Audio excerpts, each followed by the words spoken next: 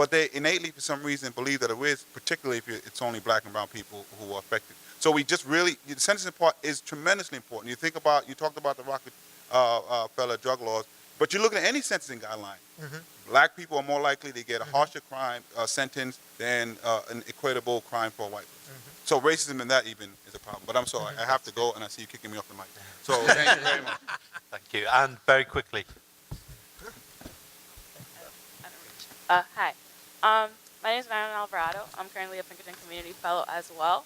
I work with cases. I work with the kids who are in the post-tech session, so I work with those. My question is, Mr. Williams talking about history, and a lot of people aren't exposed to that due to just how the system is set up, such as the Black Panthers movement, which was very heavily involved with youth, as well as like No Raza Unida. So my question would be what would be your advice for the upcoming generation, such as my fellows and such as the people about to graduate college, who want to advocate for these issues and just don't know how to go about it? Jose? We have one of your fellows too, actually, at Exodus, Maliki. And I think one of the things she does is it's just so wonderful in how you guys engaged in the process. And I think part of that engagement now has provided some tools so us to be able to go out to the community now. And in small pockets, this doesn't have to be mass change tomorrow, but in small pockets, how do we begin to bring a consciousness to other people who feel they are removed because it doesn't affect them directly?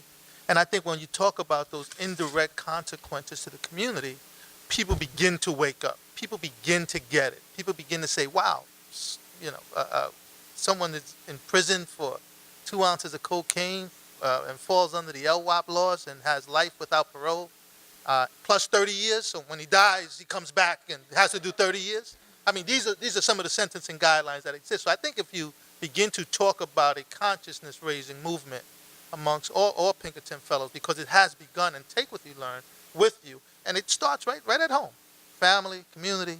I think that's the first step in at least beginning to become agents of change in the community. Kate, very quickly. Just really quickly, I mean, so Councilman Williams just left, but like, we need more elected officials like him at every single level, right? Like city council, federal, state. And so I would say one thing is like build political power. And that doesn't, there's a lot, everyone goes to law school and becomes, or then becomes lawyers, but like, think about whether it's part of your job or part of just the work you do in the community outside of your job. Think about how to build political power so that we can elect people who will change the sentencing laws that need to be changed for us to change mass incarceration. And hold on, because it's happening now. Your generation is going to do it. My generation gave you a big problem. Your generation gets to solve it. And it's happening now. Okay. We'd like to thank you very much for coming. From here, Anne? I just was going to say, let's give them all a hand, including Kevin, Julio, Kate, Todd, Gert, and Councilmember Williams. Thank you so much. And thank all of you for coming too.